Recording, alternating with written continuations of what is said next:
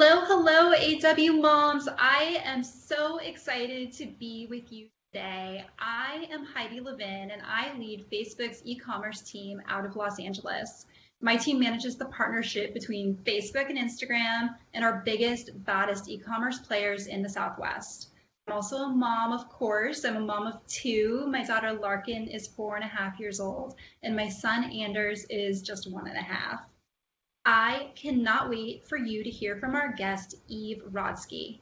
Eve is the New York Times best-selling author of Fair Play. And here's my copy. This is a book that sheds light on unequal emotional labor and invisible work. In Fair Play, Eve uses her Harvard Law School training and her years of experience in organizational management to help couples find equity at home. Eve is also a mom of three. She has Zach in 6th grade, Ben in 3rd grade, and her daughter Anna in preschool. So Eve, welcome. Welcome to our Advertising Week of Moms community. You published Hi, Heidi. Hi.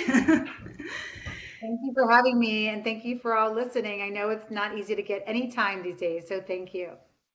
It is so hard. And we are here on video chat, of course. I wish I could give you like a pre-COVID hug and welcome and do this live with you. But here we are, I think both of us in a bedroom in our homes, of course, because it's 2020. And so we're here to talk mostly about Fair Play because it's such an amazing book and it is very relevant to our AWMoms community. And in Fair Play, you published the book in 2019, but the topic couldn't be any more relevant here today in 2020. And guys, just for your situational awareness, Eve and our kids actually go to the same school. They started last week and they started 100% virtual. So that's our situation. And I know it's different for everybody right now.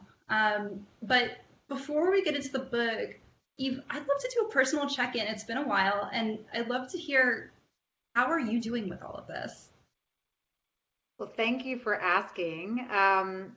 Thank God, I will say that we're doing okay. Obviously, these conversations have a lot of privilege, which is great. But I'd say that being sort of fueled with sort of passion and purpose for this issue around invisible work and women's progress has made a really horrible situation better for me because the invisible is now literally visible on Zoom. And so if there's any time in history that could advance this agenda of invisible work, it could be a global pandemic. So I'm feeling really positive, actually, that we can make some real strides here because we're at a crossroads, Heidi.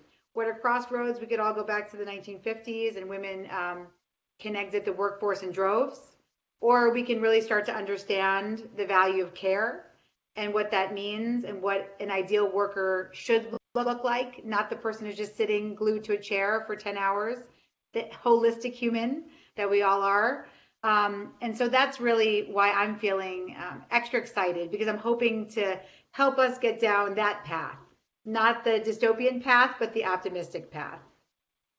Thank you for saying that. I so appreciate that and thinking about what the future could look like.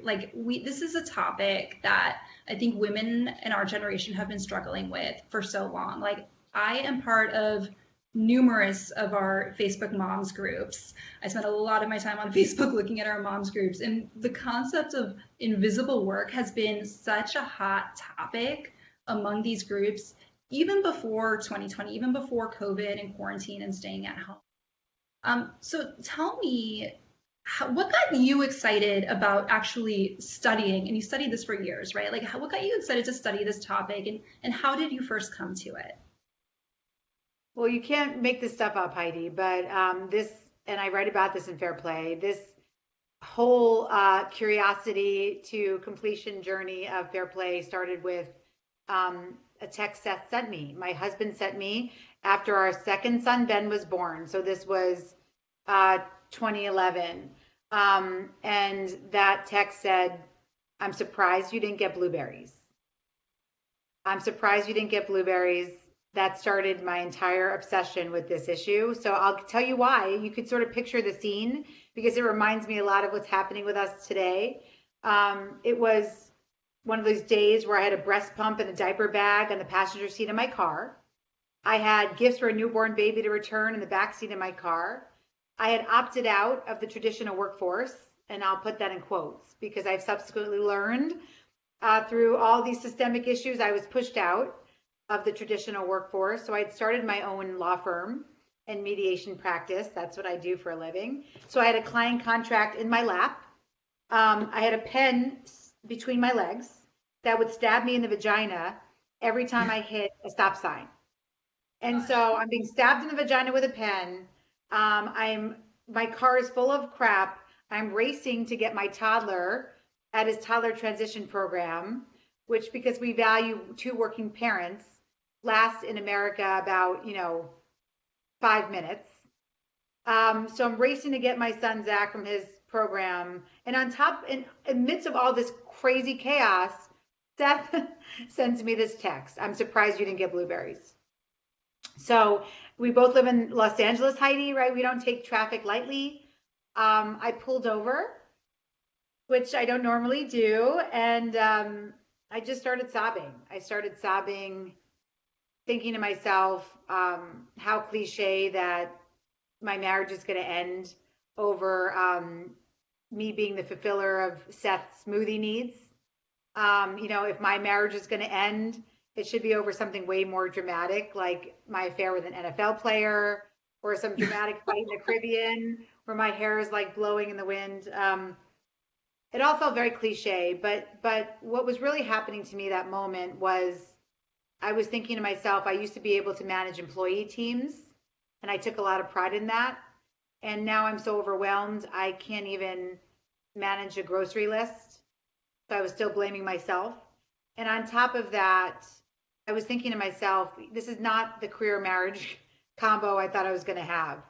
How had I become the default, or as I call in Fair Play, the she-fault, for literally every single household and domestic task for my family?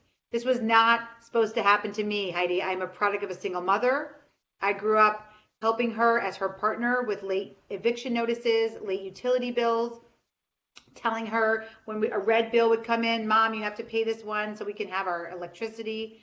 I had vowed, Heidi, that this would not happen to me. And on top of that, I'm a Harvard-trained mediator. I'm literally trained to communicate. I have 10,000 communication books all around me right now. And so I guess what I figured that time in my life was that if this was happening to me, this was probably happening to other women. And I guess the good news for Fair Play, but the bad news for society that we even need it, was that it's happening to all of us, regardless of our socioeconomic status, regardless of our ethnicity, and even regardless of whether we're in hetero cisgender relationships. It's happening to all women.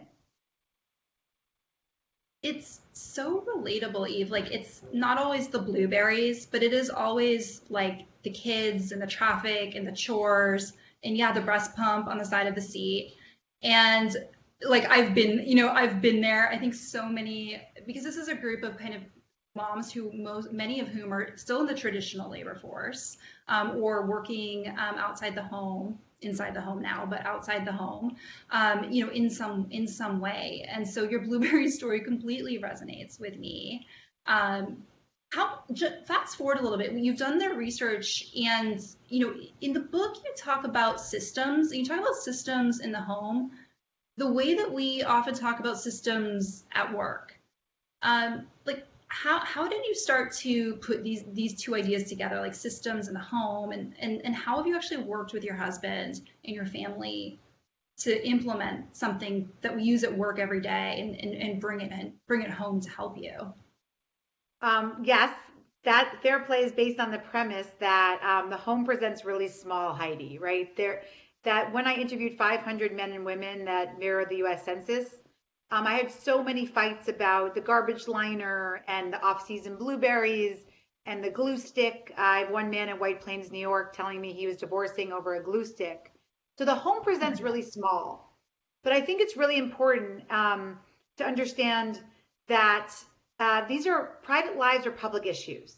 So while the home presents really small, what my core finding of fair play was that we don't treat our home as our most important organization. So what do I mean by that? Well, I mean is that Heidi, imagine I came into your office and I said to you, hey, what should I be doing today? I'll just wait here till you tell me what to do. Right? I don't think I'd be working on your team for very long. But we're at the home, we're dying in decision fatigue. We don't customize our defaults. We have no idea who the directly responsible individual is for anything. We set the table when we're hangry and we're cranky. Even my Aunt Marion's Mahjong group, Heidi, has more clearly defined expectations in the home. If you don't bring snack twice to her group, well, before COVID, then you're out. But nothing like that happens in the home. And so when you start to think treat your home as your most important organization, where you understand that it's a practice more important than meditation, more important than exercise, the practice of communicating about the home is going to be the most important thing you can do. But I want to just back up for a second, because what I want to say is that no system is going to work unless we do about 10 minutes of consciousness raising on ourselves. So I hope that you'll let me sort of talk about the key core finding of fair play before we go into some actual solutions. Yes, please tell us, what did you find? You talked to a lot of people. What did they tell you? What did you find? Yeah, so what I want to tell everybody here is that, again, while the home presents really small about these small fights, there's a bigger issue going on here. And so I'll tell you about a day right after I had my Blueberries Day that was with women like you, Heidi. I was with 10 amazing women, just like all the women on this webinar. And we are, award-winning producer and amazing women like you and the head of a CEO of an amazing nonprofit. And we decided to take a morning off on a Saturday to honor our friend who had passed away in law school from breast cancer. We go on a breast cancer march. We're all in pink. We're holding our signs, not just a female problem, courage, strength, and power. It was a real girlfriend's getaway type experience. And I think I was very aware that day because of my Blueberries text, what was happening around me. So just literally like an anthropological experiment, Heidi, we left around 9 at noon. At noon, all of our phones started blowing up with texts from our husbands, our partners, the substitute women that came in to help that morning, babysit our children for us. Texts like my friend Kate's husband, what's the address of the birthday party? You didn't leave me the address of the birthday party. Another text came in from a partner, where's Hudson's soccer bag? My favorite was my other friend's husband's text, do the kids need to eat lunch? And why I think it's so important to talk about this day is because these powerful, powerhouse women, every single one of us said, maybe we left our partner with too much to do. And so we ran home to find the soccer bag, to get the address of the birthday party and get a perfectly wrapped gift to our partners and to make our kids lunch. And the act of resistance I had that day is that I counted up all the phone calls and texts we received. And this is before COVID. This is before our major institutions such as home and school, religion, our workplaces all in the same place. This is before that. We had received 30 phone calls and 46 texts for 10 women over 30 minutes. So what is this? Why is 2/3 or more of the work of raising a home, of raising children and running a home falling on women, regardless of whether we work outside the home? What is this? And so I went and started to research it. We've heard these terms before. You may have heard, turns out, right, this phenomenon, this she-fault has a name. You've heard of emotional labor, probably. I don't love that term because I think it sounds like you're going into labor with a child. Emotional labor, you may have heard of the mental load. You may have heard of The Second Shift, which is a book that came out in the 90s. But my favorite term came from 1986, where nothing has changed since then, really. A woman named Arlene Kaplan Daniels, a sociologist, and she called this phenomenon invisible work. And so, why that's so important is because it is invisible, so there's a modicum of solution to make it visible. I did that. I spent 9 months on a spreadsheet called the Should I Do. I created this giant, amazing spreadsheet that was crowdsourced with women like you and the women I went on the march with. Sent it to Seth, and I get, the sad monkey emoji, just the one covering its eyes. I didn't even get the 3-monkey trio courtesy. But why that's important, Heidi, why this is my core finding is because lists alone don't work. And so if you think a system is going to be handing over a list or even using the fair play invitation, which is a game, to say you're going to handle these cards and I will throw them at you, or these tasks, it doesn't work. And it doesn't work because ultimately the core finding of fair play is that we treat women's time like it's infinite, like sand, and we treat and we guard men's time as precious and finite, like diamonds.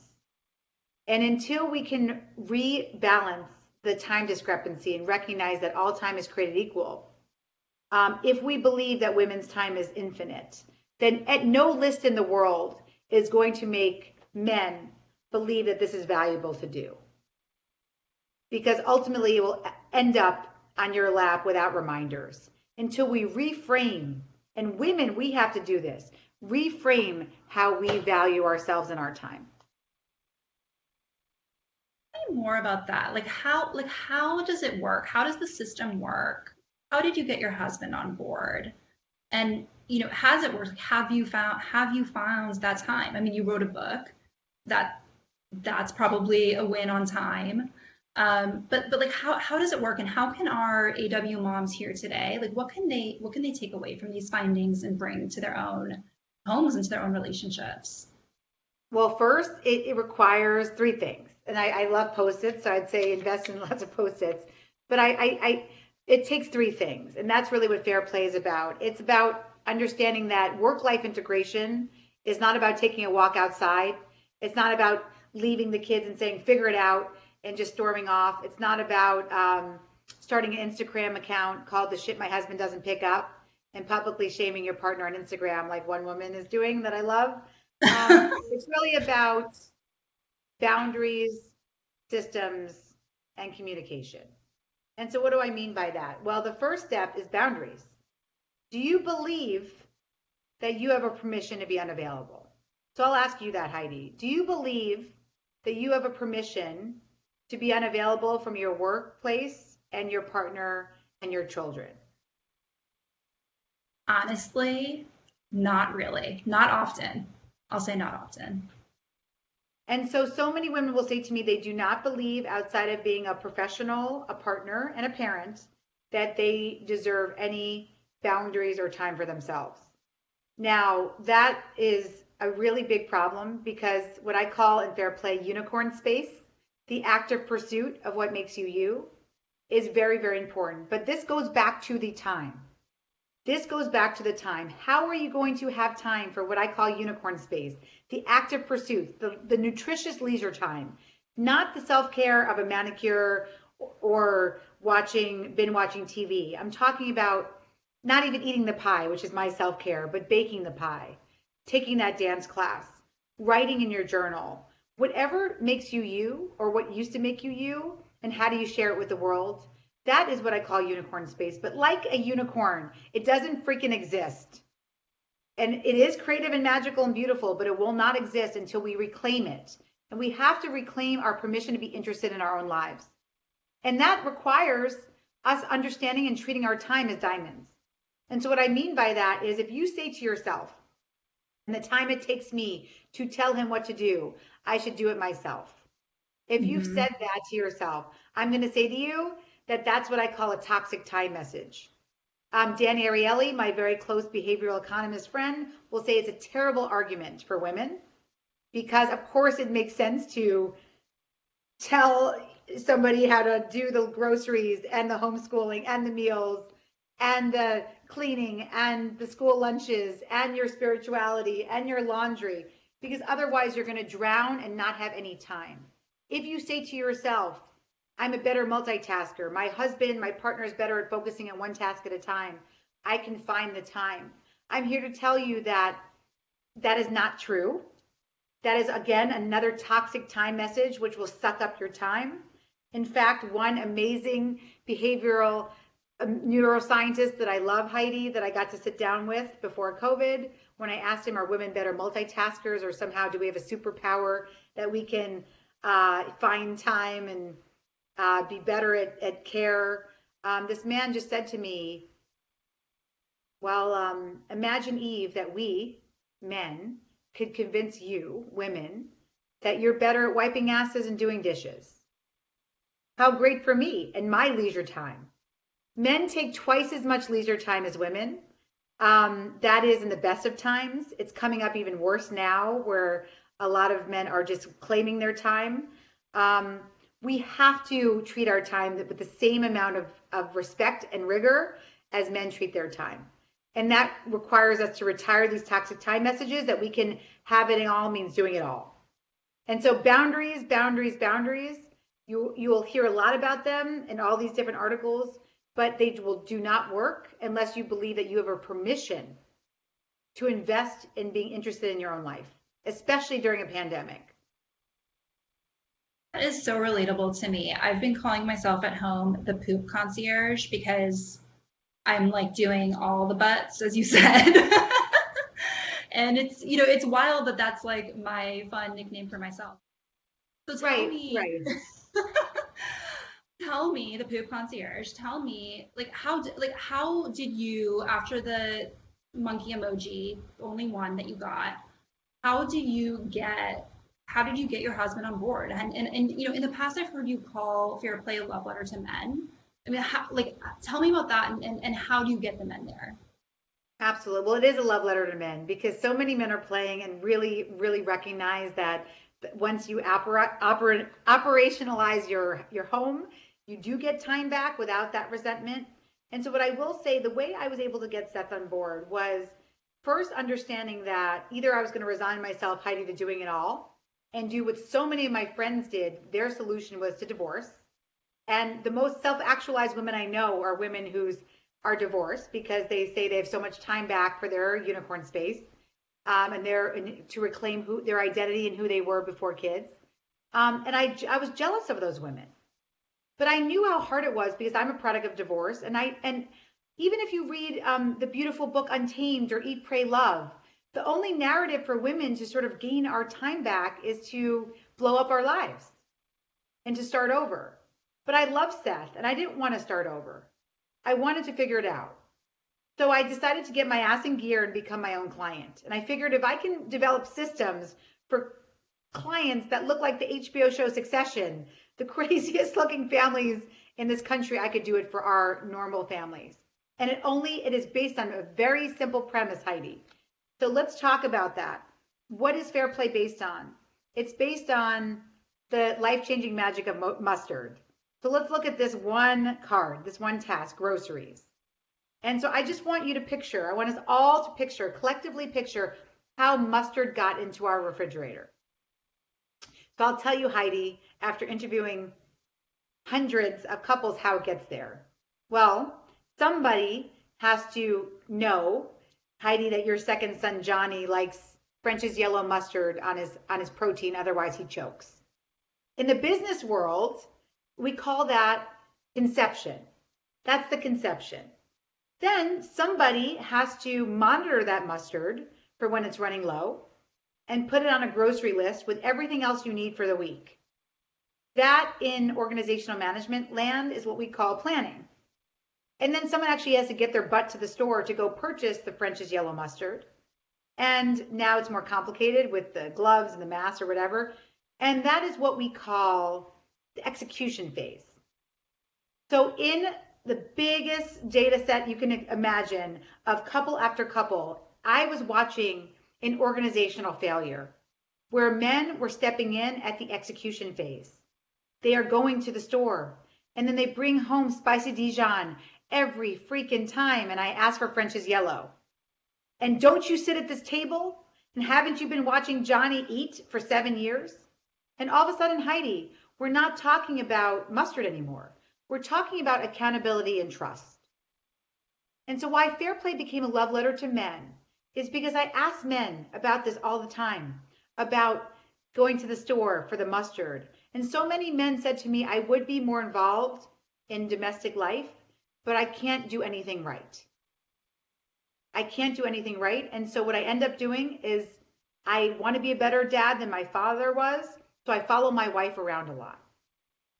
So that's not fun for men. It is not fun. It is not fun for anybody who's not the C and the peer.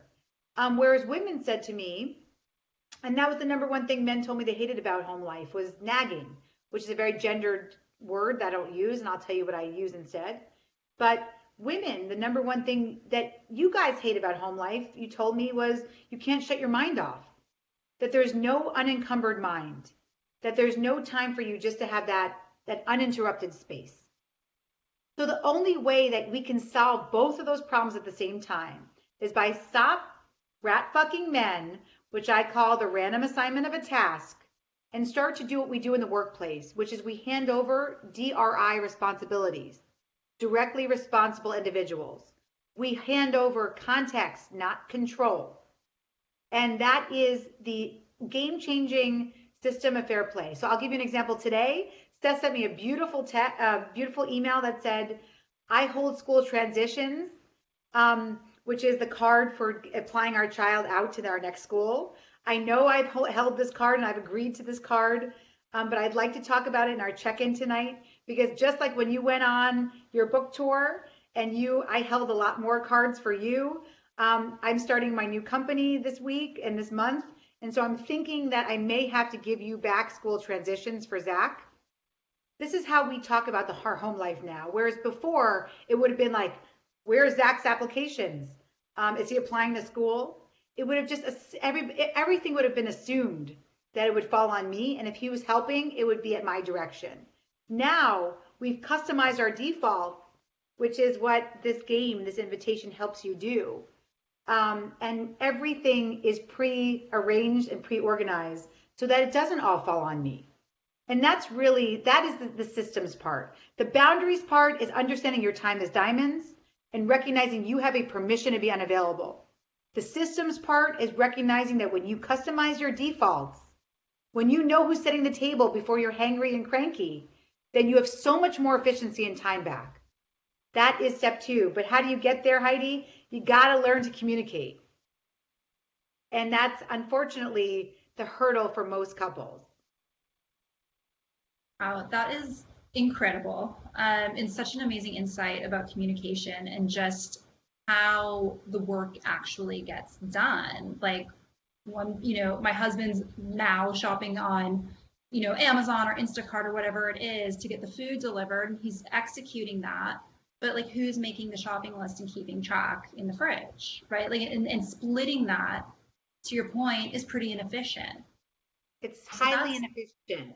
It is highly inefficient. What happens is you end up either getting nagged because it's the wrong thing, or the person who's holding the cognitive labor, the conception and planning, are still the people getting blamed and frustrated and interrupted. So we have to transfer over the conception and planning, the full groceries card, the full discipline card, the full school lunch card to get that relief. That makes sense. It's a big conversation to have. I would say, so I think we have time for like one more question. And I know you've been doing new research. And this is actually our back to school episode of AWMoms. And back to school looks really different this year. Like we said, we're in virtual school, but other moms in this community may be doing homeschooling, hybrid schooling, learning pods, or their kids may be going back to a school that looks very different than it did in the past. And I think your work is really even more relevant now than ever before. Now that school and family a lot of times are really happening all under one roof along with work in many cases here. So how can we utilize fair play in your findings in this new environment right now? Well, I think it's really important. First, I will say we should come back and do a workshop. If you are worried about introducing these concepts to your partner, there are very simple communication steps. We can do a 20-minute communication workshop. But there's a few things that I think we can do right now in our home. Number one, the number one thing I will say is that we have to invest in our communication the same way we're investing in toilet paper. We are, it's time to completely change the way we think about communication. Communication is a practice. As a mediator, that's the number one thing I say when I come into a client situation. Most people look at communication as a means to an end. So communication is a practice. It's a more important practice than meditation. It's a more important practice than exercise. And just like exercise, you can't exercise once and be fit forever. You can't communicate once and be fit forever. This requires 10 minutes a night. So what I'll ask us all to do is to commit to 10 minutes a night of checking in with your partner. Do it where you'll have alcohol afterwards or short-term reward substitution, like ice cream afterwards or whatever, or then you can watch your show. But that, I will say, get rid of your meditation practice. Isolating in a dark room right now, not as important as sitting in communicating with your partner. So what do you do in sort of that check-in time? Well, what it does is it alleviates what's happening the most in relationships right now. In my new survey of COVID families, the top communication vulnerability that people were willing to admit to when I asked them was that they're giving feedback in the moment. Why'd you do that? Did you set lunch? The kids' internet's not working. It's a lot of feedback in the moment to your partner, and because you can access them quicker, it's even more feedback in the moment. Hey, what do you think about this? I have to return this email. Sometimes it's on your getting advice for work. Sometimes it's feedback in the moment of a chore that didn't get done. Feedback in the moment is toxic. It is a toxic practice. So if we could just say one thing that we can all start doing today to start implementing systems in our home, it's finding a regular time to check in when emotion is low and cognition is high.